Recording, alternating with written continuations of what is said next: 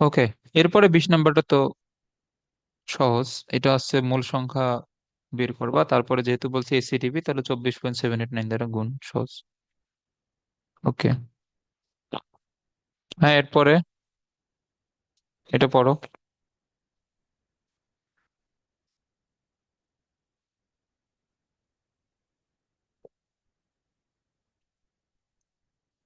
আচ্ছা, এখন এইখানে যে বলছে যে এত ডিগ্রি উষ্ণতা এবং এত মিলিমিটার চাপে 84 গ্রাম পটাশিয়াম নাইট্রেট উত্তপ্ত করলে কত আয়তন অক্সিজেন উৎপন্ন হবে। আচ্ছা, এখন এইখানে তোমার বিক্রিয়াগুলো আর কি একটু মাথায় রাখা লাগবে। ওকে, এখন এখানে এই এখানে খেয়াল করো। এখন তুমি যদি হিট দাও তাহলে হচ্ছে যে অক্সিজেন। আচ্ছা, এখন এখানে এখন যে বলছে কত আয়তন অক্সিজেন উৎপন্ন হবে, সো আমার তো একটা তো অক্সিজেন তো তৈরি হবেই, মাস্ট। আর এখন পটাশিয়াম নাইট্রেট থেকে তোমার অক্সিজেন উৎপন্ন হওয়ার পরে আর এখানে থাকবে KNO2। এটা জানি কি পটাশিয়াম নাইট্রাইট নাকি? আচ্ছা, NO2 যেন উচ্চারণ কি আমার তো নিজেরই মনে নেই। আচ্ছা, যাই হোক, একটা হচ্ছে নাইট্রেট, একটা হচ্ছে নাইট্রাইট সম্ভবত। NO3 তো নাইট্রেট, আর এটা সম্ভবত নাইট্রাইট।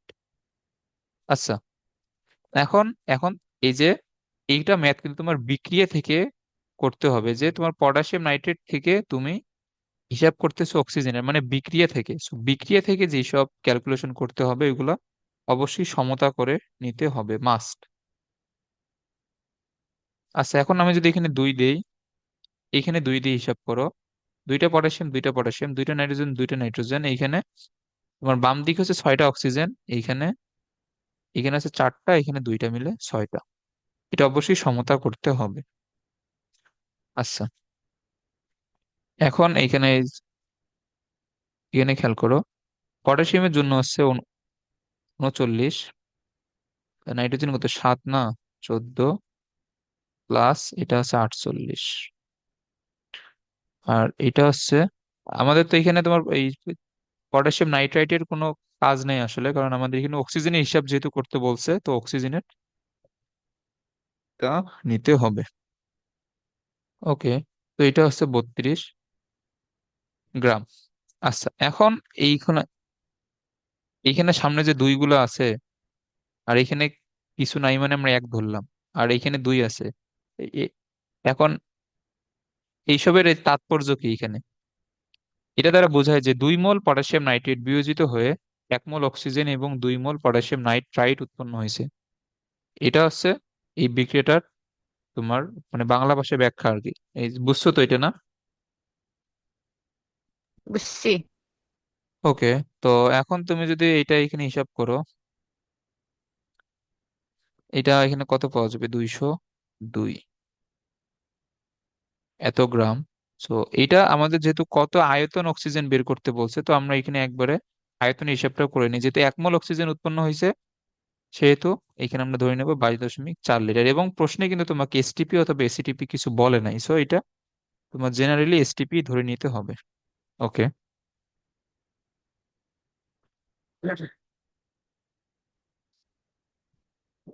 আচ্ছা, আমরা এটা আমরা এটা ধরে নিই যে এসটিপি। ওকে, এখন এখানে খেয়াল করো যে 202 গ্রাম পটাশিয়াম নাইট্রেট থেকে অক্সিজেন তৈরি হয়, এটা কত, 22.4 লিটার। ওকে, এখন এইখানে আমাকে বের করতে বলছে 84 গ্রামে, তাহলে 1 গ্রামে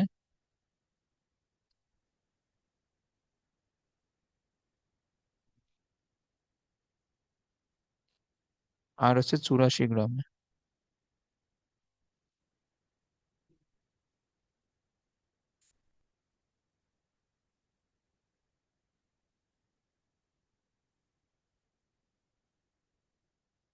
ওকে, তো এটা আসবে 9.314 লিটার। এটা কি অ্যান্সার? এইটা অ্যান্সার? বলো তো দেখি, এটা অ্যান্সার হবে কিনা? এটা অ্যান্সার হবে?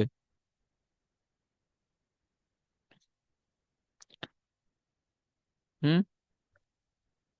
না। এইটা এই যে এইটা আসলে এই কিসের মান আসলো? এটা আসলো তোমার এসটিপি তে। এসটিপি তে মানে কি? এটা আসছে 0 ডিগ্রি সেলসিয়াসে এবং 760 মিলিমিটার মার্কারিতে অ্যান্সার। এটা কি বুঝছো? আমরা তো এটা এসটিপি ধরে নিয়ে এটা করলাম। এটা হচ্ছে তোমার হুম। 0 ডিগ্রি সেলসিয়াসে মান এবং 760 মিলিমিটার মার্কারি, মানে 1 ATM এ যেটা হয় আর কি। বাট আমাদের তো এটা বের করতে বলেনি, আমাদের বের করতে বলছে কোনটা? 70 ডিগ্রি সেলসিয়াসে এবং 752 মিলিমিটার চাপে। সো এটা হচ্ছে আমার P1 এর মান, এটা হচ্ছে আমার P1 এর মান, আর যেটা বের করলাম আয়তন, এটা হচ্ছে V1 এর মান।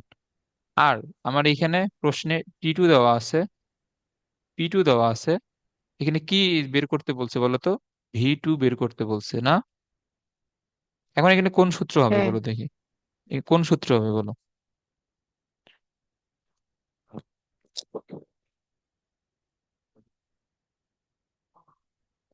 এর পরিবেশ রসায়নে আমরা কিন্তু এগুলো সলভ করে আসছি। কোন সূত্র হবে বলো?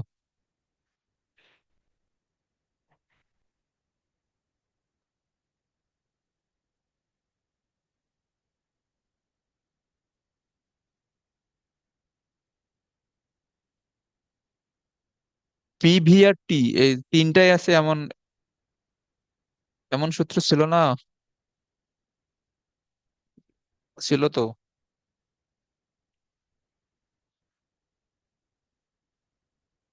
এগুলো মনে নেই?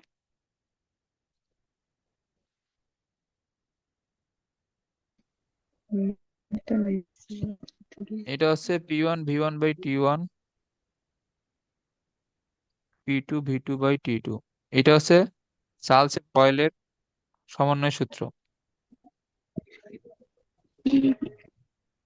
ওকে, তো এখানে P1 কত? P1 হচ্ছে 760। V1 কত? 9.314। P1 হচ্ছে সবসময় কেলভিনে, এটা নেওয়া লাগবে 213। আচ্ছা, এখন বাম দিকে আমরা যেহেতু এর মানটা লিখছি মিলিমিটার মার্কারিতে, সো আমরা P2 লিখবো মিলিমিটার মার্কারি। এটা কত দেওয়া? 752। V2 বের করব। P2 দেওয়া 17 ডিগ্রি সেলসিয়াস, মানে 290।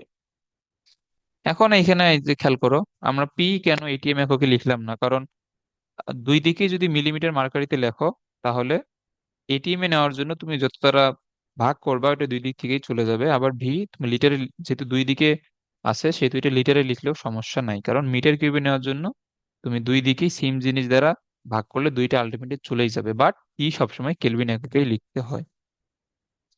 আমরা এগুলো অলরেডি পরিবেশ রসায়নে এই এইসব জিনিস ভালো মতো আমরা শিখে আসছি। তো V2 হবে 9.9949 লিটার। এটা বুঝছো? বুঝছি। ওকে।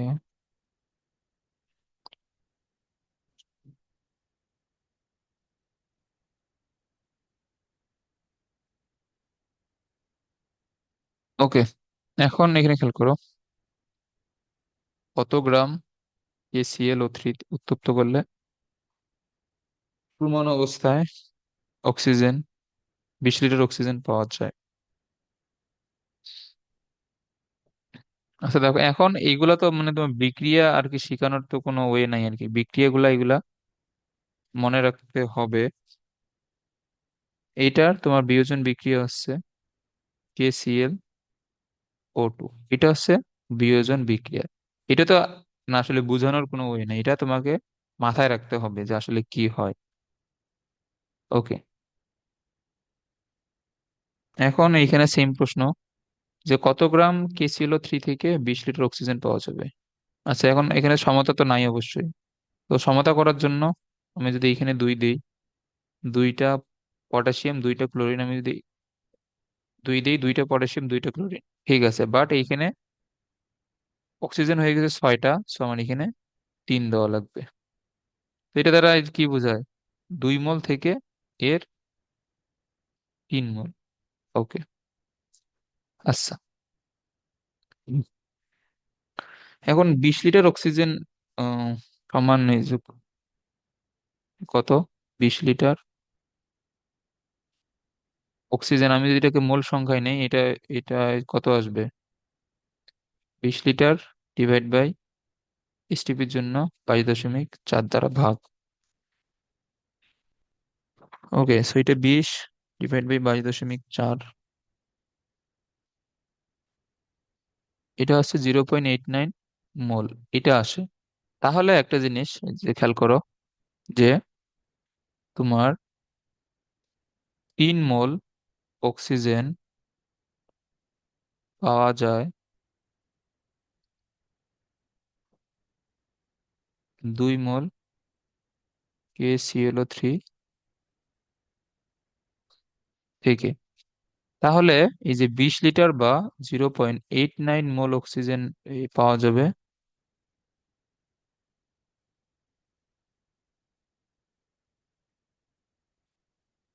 এত থেকে, মানে আমি 1 মোল থেকে পাওয়া যায় কত, এটা একবারে স্কিপ করছি তো।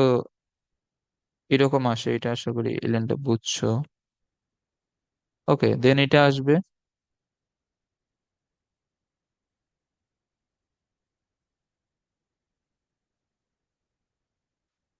এত থেকে। সো এখন এত মোল সমান এর ভর কি হবে, এটা জাস্ট বের করলে হচ্ছে। তো এটার আণবিক ভর আহ, এই পটাশিয়ামের জন্য এটা কত, আণবিক ভর এটা পটাশিয়ামের জানি কত, পটাশিয়াম 19 না, 39, 39। 75.5, আর 348। ধরো এটা হচ্ছে 35.5, লিখছি তো ঠিকই আছে, 39, 35.5, আর এটা হচ্ছে 48। তাহলে এটা আসে 122.5। ওকে, এখন তাহলে ডাব্লু সমান কি হবে, মোল সংখ্যা ইন্টু আণবিক ভর। মোল সংখ্যা কত, 0.593। ওকে, তাহলে এটার অ্যান্সার হবে 72.64, এত গ্রাম। এই এই বুঝতে না ম্যাথটা সহজ। ওকে,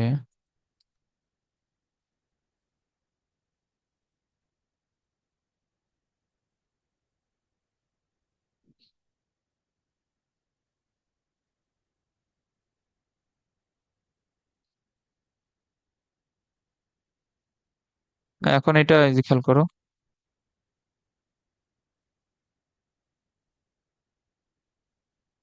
এখন এখানে এই যে বলছে যে 17 গ্রাম নিশাদল। ওকে, এখন নিশাদল মানে হচ্ছে কর্পূর, এটার হচ্ছে যে তোমার NH4Cl।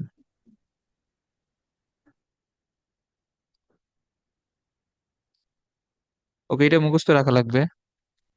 থেকে তুমি যদি অ্যামোনিয়া উৎপন্ন করতে চাও, তাহলে বিক্রিয়া সম্পূর্ণভাবে NH3 উৎপন্ন করতে বিক্রিয়া অংশগ্রহণ করে চুনের পরিমাণ কত, এই প্রশ্নে কত আয়তন পাওয়া যাবে। ওকে, চুন মানে হচ্ছে ক্যালসিয়াম অক্সাইড, এটাও মুখস্থ থাকতে হবে। ওকে, সো এই বিক্রিয়ায় এই প্রথমে কি উৎপন্ন হবে বলছে, NH3। ওকে, এখন NH3 এখানে দিলাম।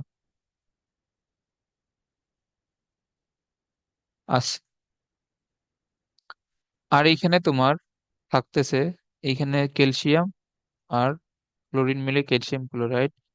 আর এইখানে দেখো NH4, আমরা নিচে NH3, আর একটা হাইড্রোজেন এখানে বাকি থাকবে, এখানে অক্সিজেন এখানে বাকি থাকে। দেন ওইগুলো মিলে এখানে তোমার উৎপন্ন করবে পানি। তো এখন সমতা এখানে খেয়াল করো, Cl হয়ে গেছে 2টা। তো Cl যদি 2টা হয়, Cl মেলানোর জন্য আমরা এখানে 2 দিব। 2 দিলে নাইট্রোজেন 2টা, সেটা মেলানোর জন্য আবার এখানে 2 দিব। হ্যাঁ, 2 দিলে নাইট্রোজেন দুইটা, হাইড্রোজেন আটটা, ছয়টা, দুইটা আটটা, ক্যালসিয়াম একটা, অক্সিজেন একটা একটা, ঠিক আছে, ক্লোরিন দুইটা, হ্যাঁ, মিলছে। এখন আমাদের এখানে বের করতে বলছে 17 গ্রাম নিষেতল থেকে সম্পূর্ণভাবে অ্যামোনিয়া উৎপন্ন করতে বিক্রিয়া অংশগ্রহণকারী চুনের পরিমাণ কত? ওকে।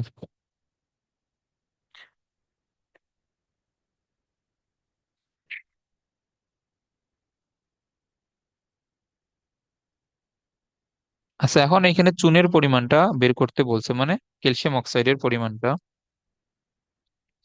আচ্ছা, আমরা আগে নিষেধলেরটা হিসাব করি। অ্যামোনিয়া হচ্ছে 14, সরি, নাইট্রোজেন 14, হাইড্রোজেন 4, ক্লোরিন হচ্ছে 35.5, তাহলে এটা আসে 107। আর চুনের জন্য তো এখানে হিসাব করতে হবে 40 আর 16, নিলে এটা হচ্ছে 56। আর অ্যামোনিয়া, অ্যামোনিয়া হচ্ছে 14 আর 3 17, এটা হচ্ছে 34। ওকে, এখন এটা তো গ্যাস। এই, এখন তুমি এটাকে 2 ইন্টু এত লিটার, কারণ এটা তো 2 মোল তৈরি হয়েছে। এখন তাহলে এটা কি হবে? 40.8 লিটার। এখন তুমি এগুলো লিখে নিবা। ওকে।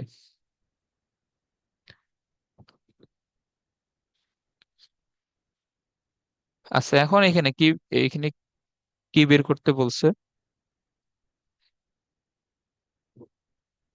চুনের পরিমাণ।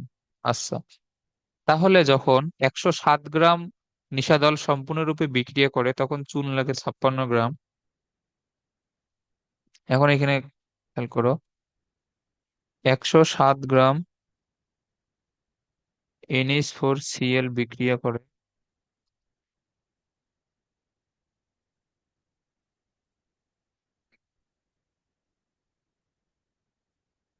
ছাপ্পান্ন গ্রাম চুনের সাথে, তাহলে আমাদের এই বের করতে হবে কত? 17 গ্রামের জন্য যা লাগে তাই।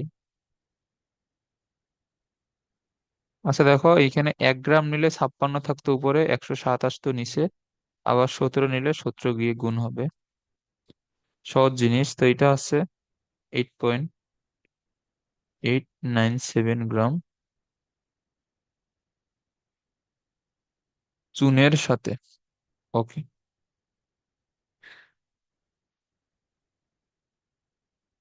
এখন এত গ্রাম চুন লাগবে, এটা একটা অ্যান্সার।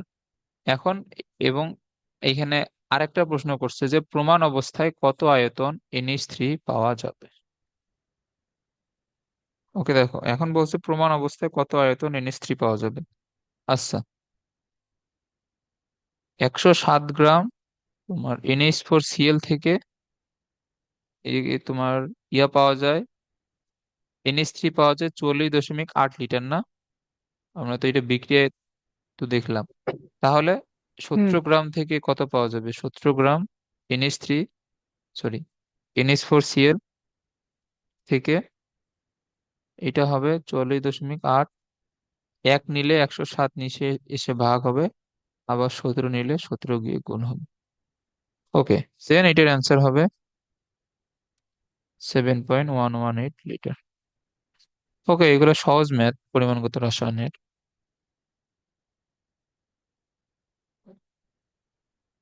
আচ্ছা, এরপরে এটা খেয়াল করো,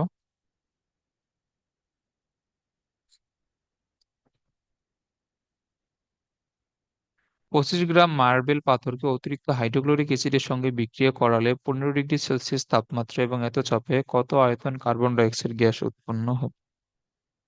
আচ্ছা, মার্বেল, এইটা আছে ক্যালসিয়াম কার্বনেট। আচ্ছা, এখন এর সাথে কার বিক্রিয়া? HCl এর বিক্রিয়া। ওকে, এখন এখানে কি উৎপন্ন হবে বলছে? কার্বন ডাই অক্সাইড। আচ্ছা, এখন তুমি এখন বলো তো দেখি এখানে আর কি কি এখানে তৈরি হবে। আগের একটা বিক্রিয়ার সাথে কিন্তু মিল আছে, এখানে কি কি তৈরি হবে বলো দেখি। Calcium chloride. হ্যাঁ, এখন এখানে এখন হবে ক্যালসিয়াম ক্লোরাইড। আর আর হবে পানি। হ্যাঁ, এগুলো কিন্তু বুঝতে হবে, কারণ তোমার এখানে তো যেহেতু কার্বন ডাইঅক্সাইড বলছে, তো কার্বন ডাইঅক্সাইড উৎপন্ন হবেই, আর এই দুইটাও বুঝতে হবে। ওকে।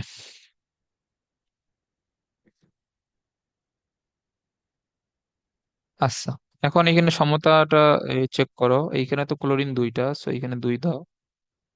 আহ কার্বন একটা, অক্সিজেন বাম দিকে তিনটা, আর এখানে দুইটা আর একটা মিলে তিনটা, ক্লোরিন দুইটা দুইটা মিলে গেছে, হাইড্রোজেন মিলে গেছে, ক্যালসিয়াম, হ্যাঁ। ঠিক আছে। ওকে।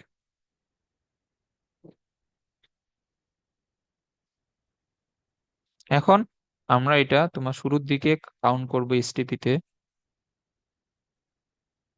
আচ্ছা, এটা আছে 100 গ্রাম। উম, আর এর সাথে আমাদের হিসাব করতে হবে কার্বন ডাই অক্সাইডের কত আয়তন। আচ্ছা, তাহলে আমরা ডিরেক্ট আয়তন নিয়ে হিসাব করি। সো এর 1 মোল থেকে এর 1 মোল, সো 1 মোল মানে 22.4 লিটার। আচ্ছা, তাহলে 100 গ্রাম ক্যালসিয়াম কার্বনেট থেকে কার্বন ডাই অক্সাইড তৈরি হয় 22.4 লিটার। ওকে, দেন আচ্ছা, এখন তো 1 গ্রাম থেকে লেখার প্রয়োজন নেই, ঐকিক নিয়মে একবারে আমরা 25 গ্রাম লিখি। তো 25 গ্রাম ক্যালসিয়াম কার্বনেট থেকে কার্বন ডাই অক্সাইড কি পরিমাণে তৈরি হবে? 22.4, 100 আসবে নিচে, 25 দ্বারা গুণ। তো এটা হবে 5.6 লিটার। এটা এটা কিসে বলো তো? এটা হচ্ছে এসটিপি তে না? এটা কিন্তু এসটিপি তে, বাট বের হুম। করতে বলছে কিসে? 15 ডিগ্রি সেলসিয়াস এবং এততে। সো এসটিপির জন্য তোমার টি ওয়ান ছিল 0 ডিগ্রি সেলসিয়াস, পি ওয়ান ছিল 760 মিলিমিটার মার্কারি, আর এইটা হচ্ছে তোমার ভি ওয়ান। সো এখন আবার ওই সূত্রে অ্যাপ্লাই করা লাগবে, P one divide by T one, P two divide by P two.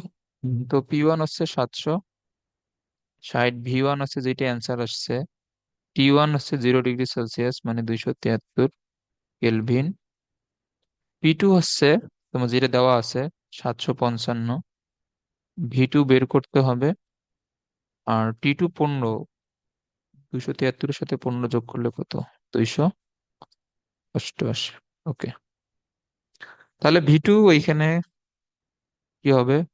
এখন যদি হিসাব করে, এটা হবে 5.95 লিটার। সো এই টাইপের ম্যাথ গুলো কিন্তু ইম্পর্টেন্ট। তুমি বিক্রিয়ার ক্ষেত্রে যেটা হিসাব করবা, প্রশ্নে কিছু বলা নাই মানে এটা অবশ্যই এসটিপি ধরে হিসাব করতে হবে।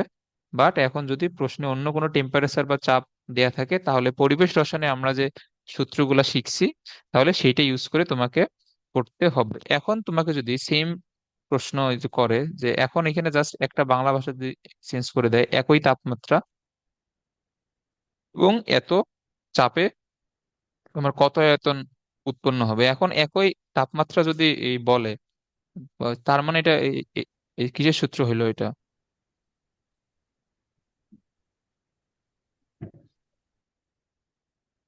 এখন তোমাকে যদি এখানে জাস্ট একটু এই ভাষা চেঞ্জ করে দেয়, যে একই তাপমাত্রা এবং 755 মিলিমিটার চাপে কি পরিমাণে তাহলে তৈরি এটা হবে? এটা বয়েলের সূত্র। হ্যাঁ, বয়লের সূত্র। তো এখানে তাহলে বয়লের সূত্র এই কি, কি হবে? কি ছিল বয়লের সূত্র বলো? বয়েলের সূত্র ছিল P1 P1 is equal to P2 V2. হ্যাঁ, P1 V1 = P2 V2। So তো তোমার পি ওয়ান থাকতো এসটিপিটা, ভি ওয়ান থাকতো যেটা তুমি বের করবা, তারপরে পি টু যেটা প্রশ্নে দেয়া থাকবে, আর ভি টু বের করবা। সহজ ম্যাথ এগুলা।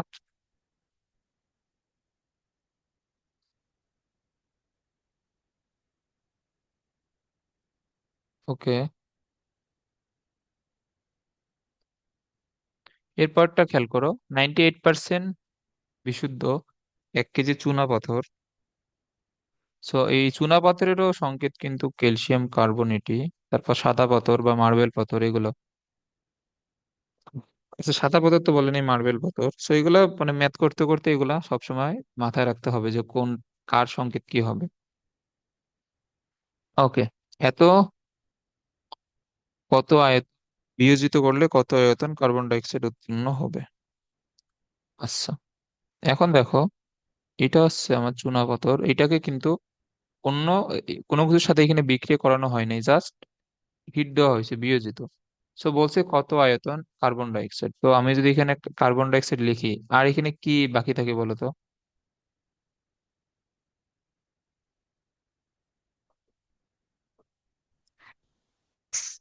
Calcium oxide. হ্যাঁ, এটা হবে ক্যালসিয়াম অক্সাইড। ওকে। আচ্ছা, এখন এখন কার সাথে কার সম্পর্ক? চুনাপাথরের সাথে এই হচ্ছে কার্বন ডাই অক্সাইড। তো এখানে তো সমতা করার কিছু নেই, সমতা অলরেডি আছে। তো এটা হচ্ছে 100 গ্রাম। এখন বলছে কত আয়তন। ওকে, তাহলে এখানে কার্বন ডাই অক্সাইড কত? 22.4 লিটার। আচ্ছা, এখন এখানে এই যে খেয়াল করো, এখানে বলছে 1 কেজি চুনাপাথর আর 98% বিশুদ্ধ। 98% বিশুদ্ধ বলতে তোমার যদি 100 গ্রাম এই চুনা পাথরের নমুনা থাকে, তাহলে সেইখানে ক্যালসিয়াম এই কার্বনেট এই যে কত গ্রাম আছে এই যে বলো তো? 98% বিশুদ্ধ মানে কি? 100 গ্রাম চুনা পাথরে ক্যালসিয়াম কার্বনেট আছে 98 গ্রাম, এটা বুঝছো? হুম। ওকে, এখন যে বলছে 1 কেজি মানে 1000 গ্রাম। সো জাস্ট এটা 10 দ্বারা গুণ হবে। 100 গ্রামে যদি থাকে 98, তাহলে এটা তুমি যদি 10 দ্বারা গুণ করো তাহলে এটা হবে 980 গ্রাম।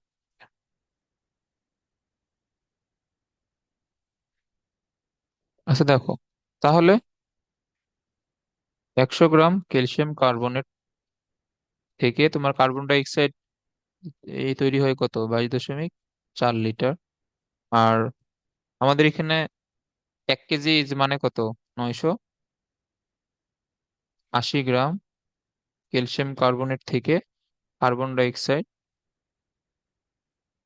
উৎপন্ন হবে 22.4। 1 গ্রাম নিলে 100 এসে ভাগ হবে, আবার 980 নিলে 980 কি গুণ।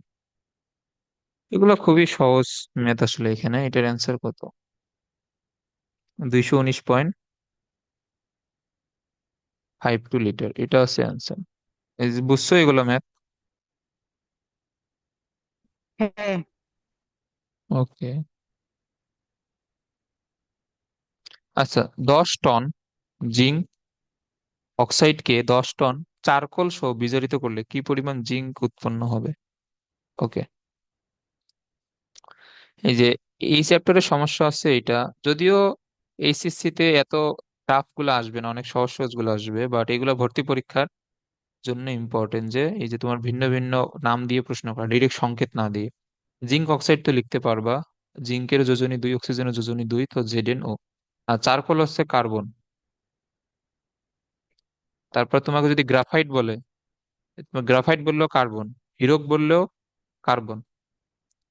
ওকে, সো এটা হবে, দেখো, জি- এই কি পরিমাণ জিঙ্ক উৎপন্ন হয়, তার মানে জিঙ্ক একটা তোমার সলিড পদার্থ হিসেবে একাই থাকবে। আর এখানে কি হবে? Carbon monoxide. ওকে, এখন জিঙ্ক অক্সাইড থেকে জিঙ্ক। এখন তাহলে আমাদের জিঙ্ক অক্সাইডের ভরটা বের করতে হবে। জিঙ্ক হচ্ছে 65.4, বা এটাকে 65.5ও আছে অনেক বইয়ে, ইন্টু 16। তাহলে এটা হচ্ছে 65, এটা আছে 81.4 গ্রাম। আর জিঙ্ক হচ্ছে, এখানে কি পরিমাণ জিঙ্ক উৎপন্ন হবে সেটা জানতে চাইছে। আচ্ছা, এত গ্রাম। ওকে, তাহলে 81.4 গ্রাম জিঙ্ক অক্সাইড থেকে জিঙ্ক আসে কত? 65.4 গ্রাম জিঙ্ক। এখন এখানে কি বের করতে বলছে? 10 টন। 10 টন মানে কত? 10,000, এই যে 10 টন। 1 টন সমান যদি হয় 1000 কেজি, তাহলে 10 টন মানে হচ্ছে 10,000 এই যে কেজি, বাট এটা আছে গ্রামে। এর জন্য এখানে আরো 3টা শূন্য গুণ করা লাগবে, না এটা বুঝছো? বুঝছি।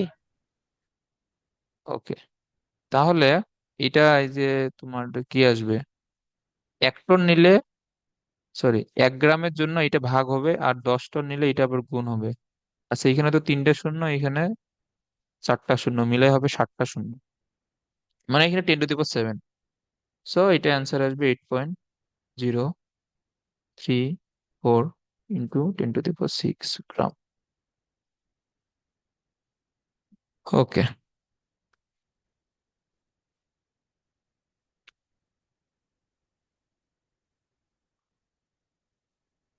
এখন দেখো একটি চুনাপাথরের নমুনায় 90% ক্যালসিয়াম কার্বনেট আছে। 10 গ্রাম চুনাপাথরকে লৌহ HCl দ্বারা দ্রবীভূত করলে কত গ্রাম কার্বন ডাই অক্সাইড পাওয়া যাবে? এসটিপি তে কার্বন ডাই অক্সাইডের আয়তন কত হবে?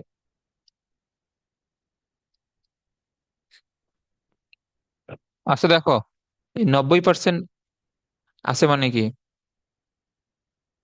100 গ্রাম চুনা পাথরে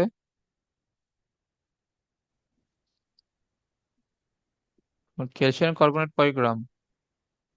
90 গ্রাম। নব- এখন বলছে 10 গ্রামে, তাহলে 10 গ্রামে বলতে 90 × 10 ডিভাইড বাই 100, 9 গ্রাম। ওকে, 9 গ্রাম আছে। আচ্ছা বিক্রিয়াটা তো আমরা একটু আগেই তো দেখলাম, ক্যালসিয়াম কার্বনেটের সাথে HCl এর বিক্রিয়া। তো এখানে তো কার্বন ডাই অক্সাইড, আর একটা হবে ক্যালসিয়াম ক্লোরাইড, আর আর একটা হবে পানি। তো এইখানে 2, এইখানে 2 দিলে সবকিছুই তো মিলে যায়, হ্যাঁ। আচ্ছা, তো এখন বলছে যে তোমার একটি চুনাপাথরের নমুনায় 10 গ্রাম চুনাপাথর থেকে কি পরিমাণ কার্বন ডাই অক্সাইড পাওয়া যাবে? আচ্ছা চুনাপাথরকে হিসাব করে এখানে 100 গ্রাম, আর এখানে বলছে কি এই যে কি পরিমাণ, তাহলে এটা আমরা গ্রামেও, এই যে গ্রামে লিখি। ওকে, এখন এখানে খেয়াল করো, সবগুলা মেথই সেম নিয়মের, একই নিয়মের। তাহলে 100 গ্রাম ক্যালসিয়াম কার্বনেট থেকে তোমার কার্বন ডাই অক্সাইড পাওয়া যাচ্ছে 44 গ্রাম। আর এখানে আছে কত, 10 গ্রাম না? তাহলে 10 গ্রামের জন্য কি হবে বলো তো? 100 গ্রামের জন্য যদি 40 গ্রাম পাওয়া যায়, 10 গ্রামের জন্য কি হবে? সরি 10 গ্রাম তো না। আচ্ছা এখন দেখো, এখানে 10 গ্রাম কিন্তু লেখা যাবে না, কারণ 10 গ্রাম হচ্ছে তোমার চুনা পাথর। বাট আমাদের বিক্রিয়ায় কি ডিরেক্ট কিন্তু চুনা পাথর ইউজ হচ্ছে না, বিক্রিয়ায় ইউজ হচ্ছে বিশুদ্ধ ক্যালসিয়াম কার্বনেট। 10 গ্রাম চুনা পাথরে বিশুদ্ধ ক্যালসিয়াম কার্বনেট এই যে কত আছে, 9 গ্রাম না? হ্যাঁ। এখানে কিন্তু 9 দেওয়া লাগবে, এখানে 10 দিলে ম্যাথ কিন্তু ভুল হবে। এখানে আছে 9 গ্রাম ক্যালসিয়াম কার্বনেট।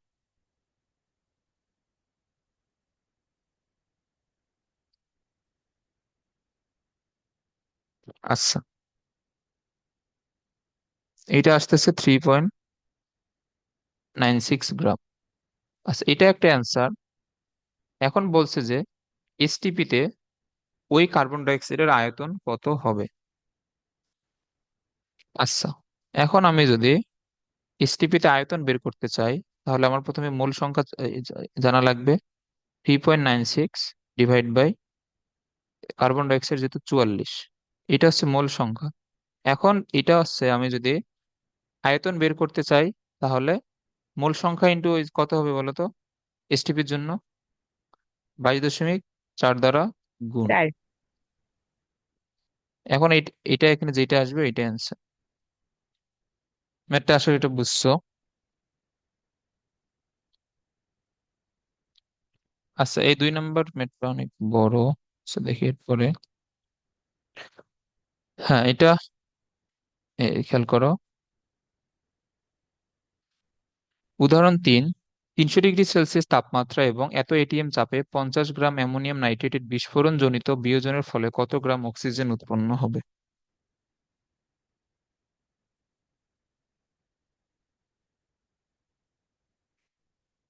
এখান থেকে তোমার যদি অক্সিজেন উৎপন্ন হয়, আর এখানে বাকি থাকবে অ্যামোনিয়াম নাইট্রাইট। ওকে, সো এখন এটাকে সমতা করার জন্য এইখানে 2, এইখানে 2, সবকিছু এইখানে যে, এখানে ঠিক আছে। বাম দিকে 6টা অক্সিজেন এবং ডান দিকে 2 আর এখানে 4, 6টা অক্সিজেন মিলে গেছে। ওকে, এখন তুমি যদি এইটার ভর বের করো তুমি পাবা 160। আর এখানে বলছে কত আয়তন অক্সিজেন, সো 1 মোল যেহেতু 22.4। আচ্ছা, এত লিটার, সো 160 গ্রাম অ্যামোনিয়াম নাইট্রেট থেকে পাওয়া যায় 22.4 লিটার অক্সিজেন। এইখানে এই যে তোমার এই যে আছে হচ্ছে 50,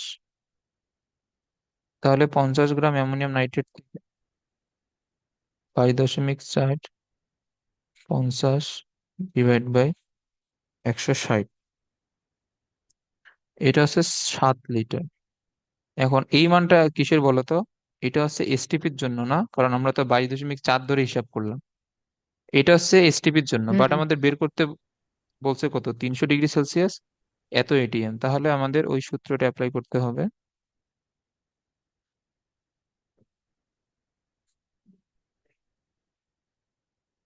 P1 হচ্ছে, যেহেতু ওইটা দেওয়া এটিএম, সো এসটিপির জন্য 1 এটিএম, V1 হচ্ছে 7 লিটার, T1 হচ্ছে 273 কেলভিন, P2 কত বলছে 3.5 এটিএম, V2 বের করতে হবে, T2 300 ডিগ্রি সেলসিয়াস, এর সাথে 273 যোগ করলে এটা কত হয়ে যাবে? এটা 573 হবে না? এটা হবে 573।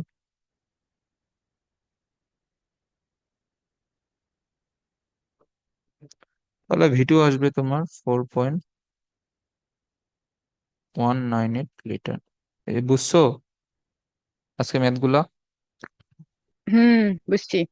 ওকে, তো এই চ্যাপ্টার খুব বেশি মানে বড় না আর কি। এই চ্যাপ্টারে ম্যাক্সিমাম ম্যাথ তো এগুলা সর্বোচ্চ 4 থেকে 5টা ক্লাসের মধ্যে শেষ হয়ে যাবে। আর তুমি বহুপদীটা একটু রিভিশন দিয়ে রাখিও, কারণ ওই স্লাইড গুলো আমার কাছে নাই তো। তো তুমি মানে যেগুলা পড়াইছি ওগুলো সূত্র একটু দেখে এসিও তোমার কাছে যেগুলো বই আছে। এরপর আমরা বহুপদী, এরপর আরো একটা ম্যাথের চ্যাপ্টার শেষ করব। আর আমি এই পিডিএফটা দিয়ে দিচ্ছি, তুমি ম্যাথ গুলো সবগুলা প্র্যাকটিস করবা। দেন আমরা কালকে থেকে আরো বেশ কিছু ম্যাথ প্র্যাকটিস করবো। এটা সর্বোচ্চ 3 থেকে 4 ক্লাসের মধ্যে শেষ হয়ে যাবে আশা করি এই চ্যাপ্টার। তো আজকে আচ্ছা। এখানে থাক। এগুলো অবশ্যই এগুলো প্র্যাকটিস করে আসবা সব ম্যাথ। ঠিক আছে।